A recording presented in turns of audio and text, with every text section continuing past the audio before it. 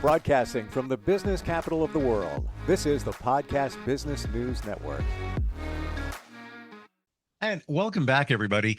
This is for anyone who leads a team. Maybe you own a company. Maybe you're a CEO. Maybe you're a C-suite level executive, and you want to up your game. You want to have a true connection with your team. The only way to get that done is to have somebody walk that journey with you. That's why a lot of sports professionals have coaches. If you're in that role of leading others, you should have a coach too. Found one. She's amazing. She has decades of experience, much of that with many large companies that you may have heard of. And we're going to talk with her today about how she can lead you to bigger profits, better connection, and just a better life in general. Melinda Bickerstaff joins us today on the program. How are you doing? I'm fine. Delighted to be here today. Thank you for the opportunity. Yeah, looking forward to learning a lot in terms of what you offer and how you got to where you are. I want to pose this question first. If somebody considers themselves a leader, what is the difference between a manager and a leader? Maybe they're a little foggy on that. Yeah, a manager usually runs the operations. A leader is probably the person who creates that vision and says, we're here today and I want us to get there tomorrow. And then steps back and strategically thinks about how to get there and then creates a buy-in for people to follow them to get there. But the operational side in terms of the tactics is usually at the managerial level. When it comes to leaders, where do you think many of them fall short in not truly getting the job done like it should be? And or what do you hear from a lot of the leaders that you work with now? Well, it's really a good question. There are a couple things that I see. One, leaders don't absolutely create that kind of vision to begin with. They might have it in their mind, but they don't articulate it. And if it's kind of like I'm in Washington, D.C., and if I want my team to go to New York, they don't get off the station in Trenton. You know, I say we're going to New York so that we all know we're going to New York. So creating that vision is really important. And leaders often think that, well, they know where we're going. I don't need to talk about it. But what's important about that is creating that picture. You know, particularly if you're transforming organizations, which we're doing every day, and that's the job of a leader these days, and say, you know, let me talk about how our organization would look like in the digital age. Let me describe what our customers would be saying. Let me describe what you would be saying as an employee. Let me talk about how your work will be different. And then the person can go, oh, I kind of get where we're going. So the second thing often that leaders miss is really developing their own people to get there. You have two jobs, one to create that vision, and the second is to develop the next generation.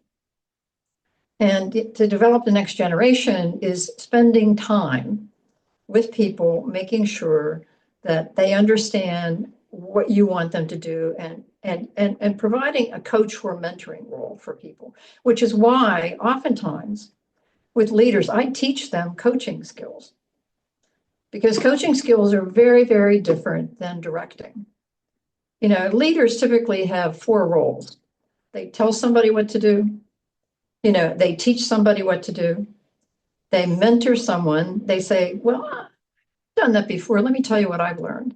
And then they're a coach. Being a coach is really very, very different in terms of, particularly with the younger generation. The younger generation, they want to be coached. They don't want to be told what to do. Let's go there for a moment. Looking at, not to sound old, but younger generation, in my view, they've kind of changed the way life and work work in terms of a work balance. And I believe, at least from my vantage point, it started, I don't know, around 2011 at Google, where now you got this big, huge company, big then, bigger now, and they provided their employees with daycare, a gym, It could be walk in, get whatever you want for lunch. It's on us. It always is. Video games in the lobby. It was a different scenario. What are your thoughts on that work-life balance? Well, oftentimes, even when I work with the very senior executives, part of the issue is their own work-life balance. And the older generation had no work-life balance. It was And work. in many instances, they are leading companies. They're in their 50s or 60s, and they grew up that way. So they have the expectation Yeah. for the younger generation to behave the same way. And it ain't going to work. Yeah. Because the values now are completely different. The younger generation wants a life and work is not their life.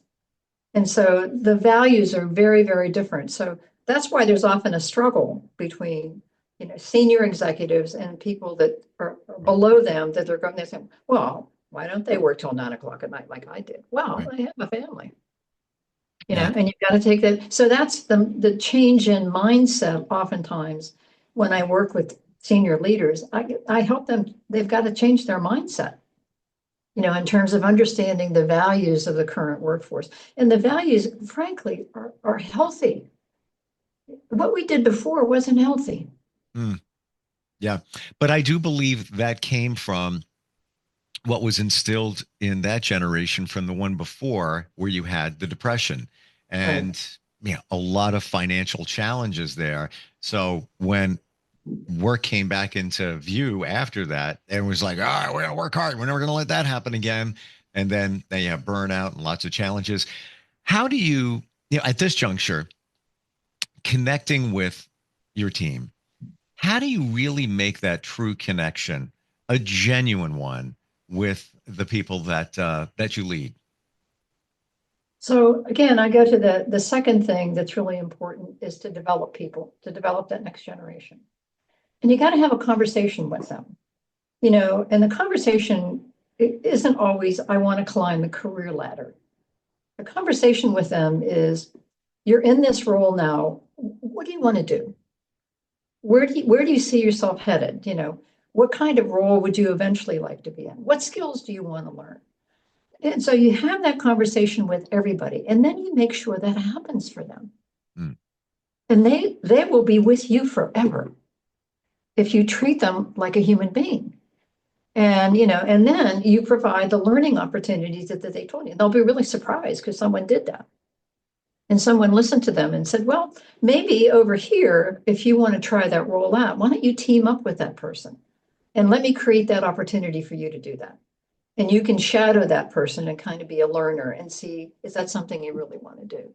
So that's what I mean by stepping back and in a more human-centric way, asking, on my teams, if I had 10 or 15 people, I did that with every individual. And then they were astounded that I made that happen for them. And I also appreciated that some people didn't want the next level. They wanted really to learn, but they didn't want to go up the career ladder. So if you understand that, and again, it's understanding what motivates people and helping them get there. How do you foster trust?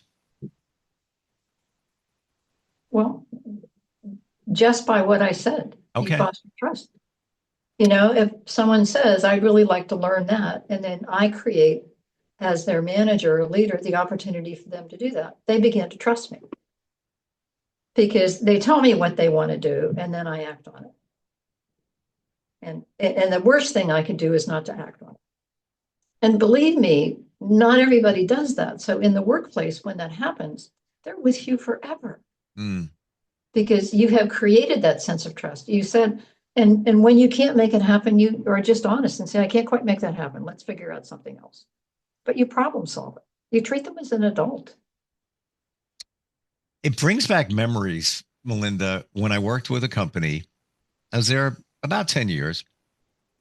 And the manager that was there, general manager, and this wasn't my opinion, this is how I felt, but everybody else felt the same way, that when you went into his office and he would, open door policy, come on in, you never felt comfortable. You never truly trusted him.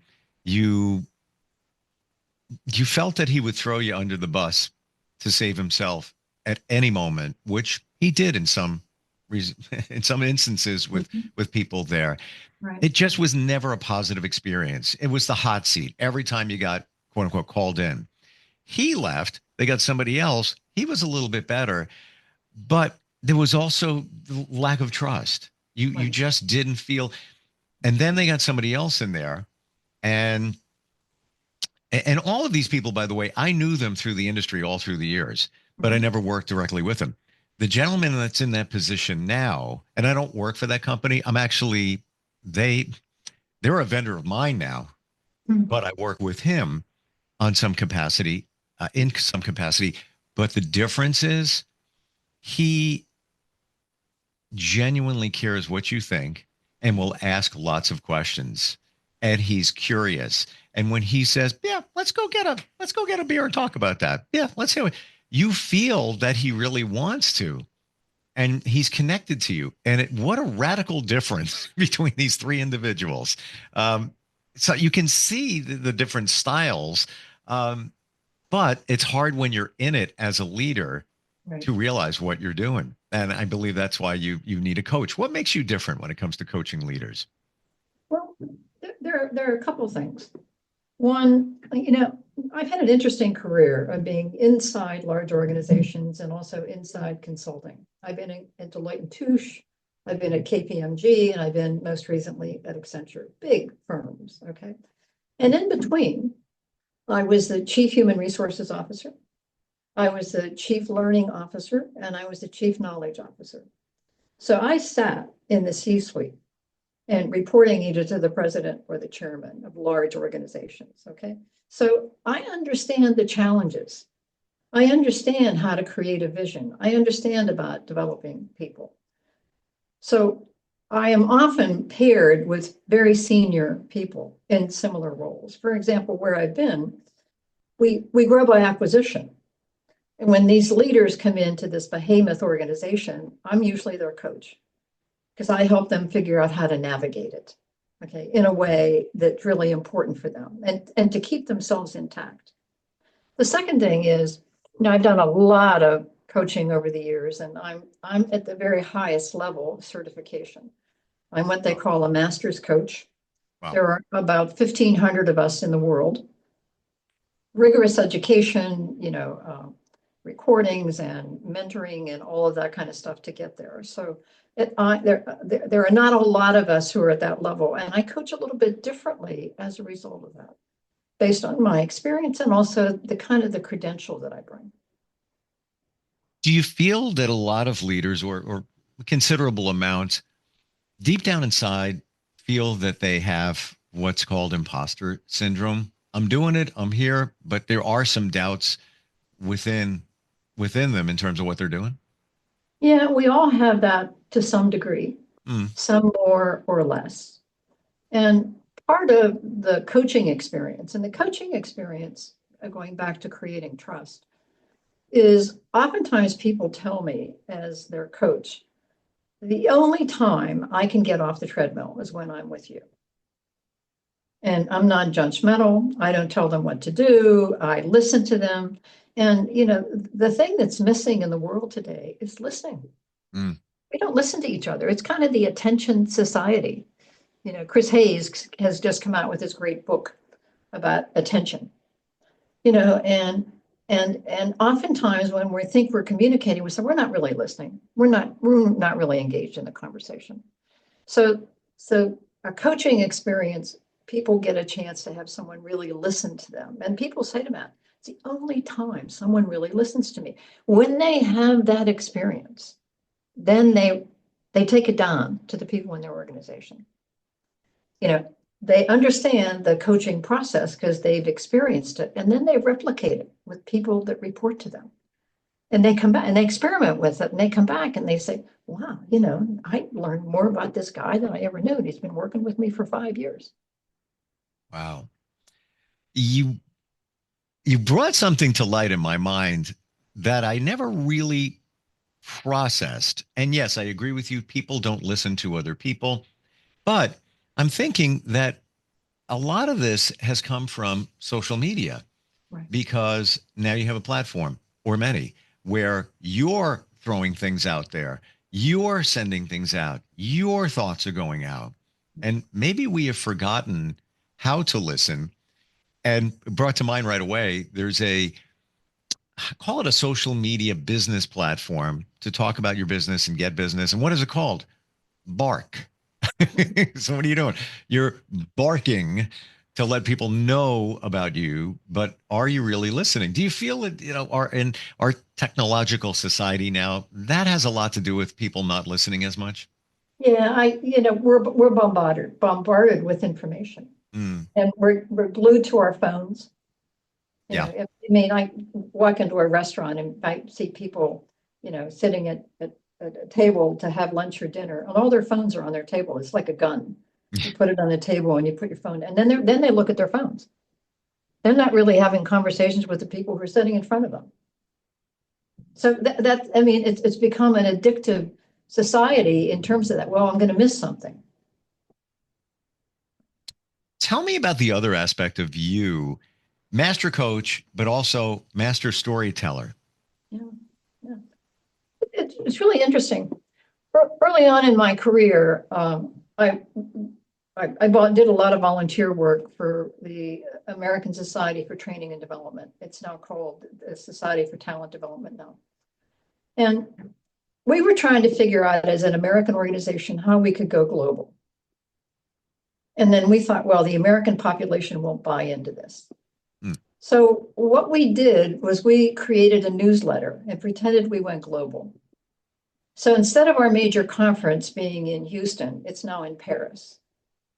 And instead of all the chapters being in the United States, there were chapters in Budapest, in Russia, in Poland, in Paris, in France, and Germany. Okay. And we created that picture so that people could see where we were headed. And so it's like creating a future story. And guess what? It worked. Let me make sure I have this right. This didn't exist. It was, let's put this out there so people perceive us to be bigger than we really are. Right. So Wow. we said, that's the vision. This is where you want to go.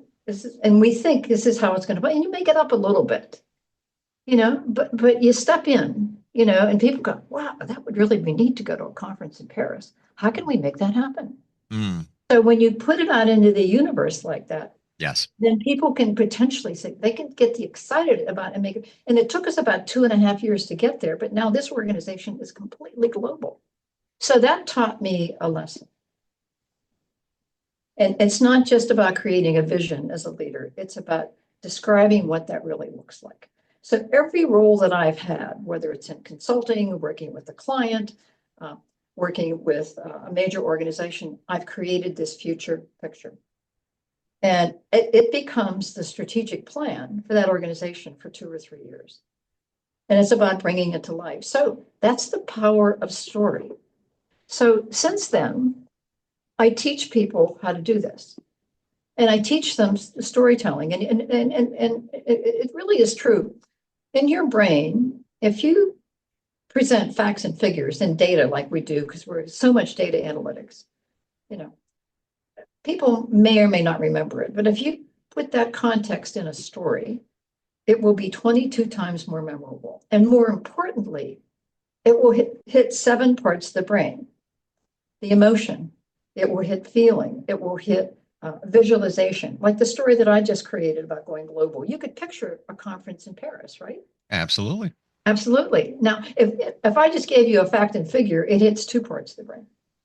So story is really, really powerful. And it's not about sitting around the campfire. It's not that. It's about really using it like I did in that organization as a strategic leadership tool.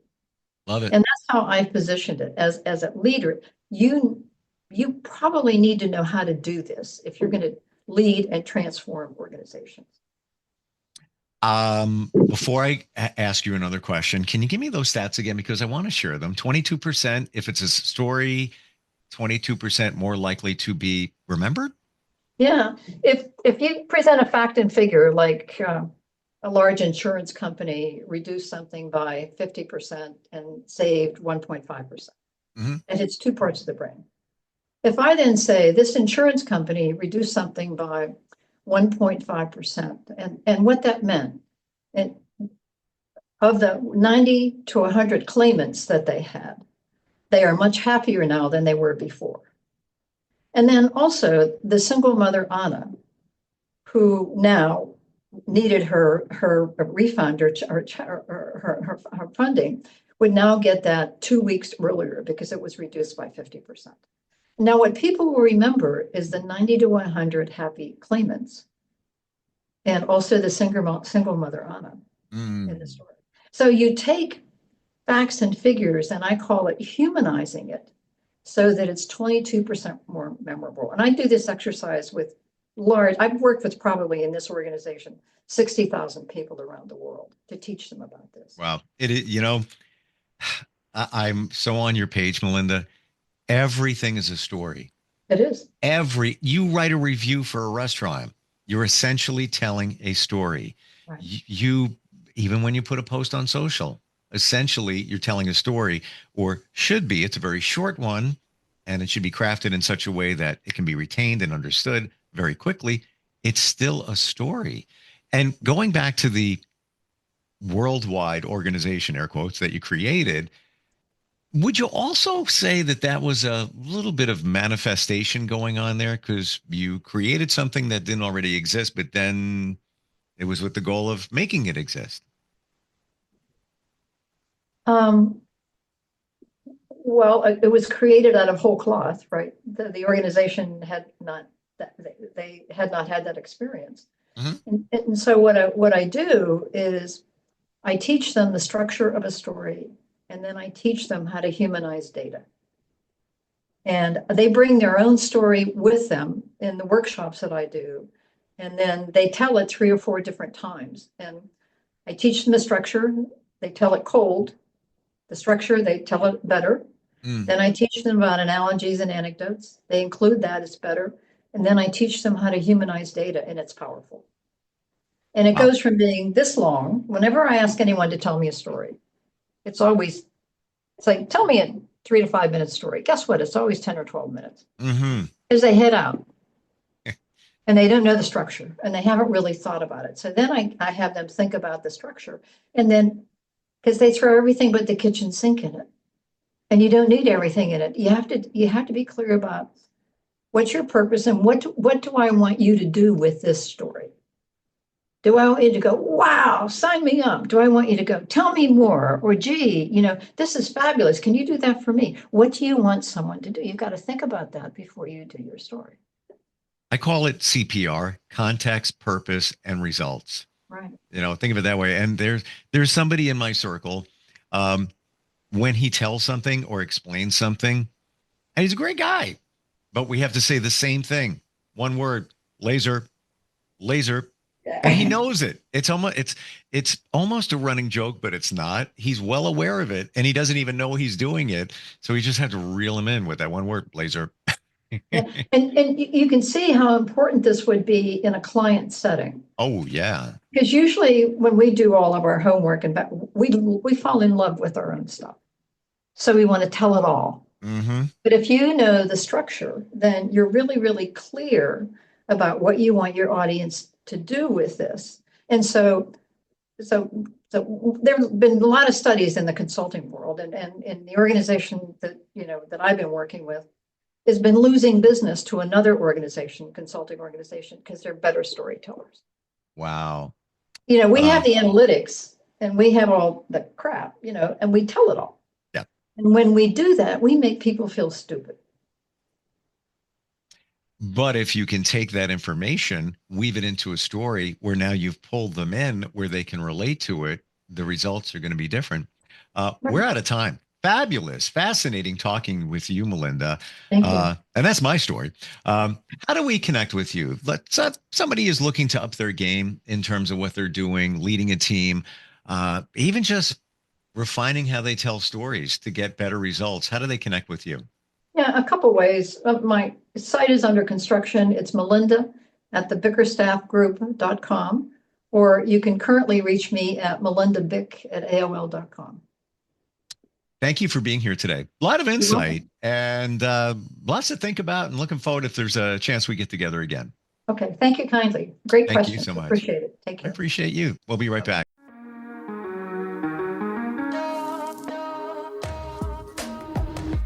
Broadcasting from the business capital of the world, this is the Podcast Business News Network.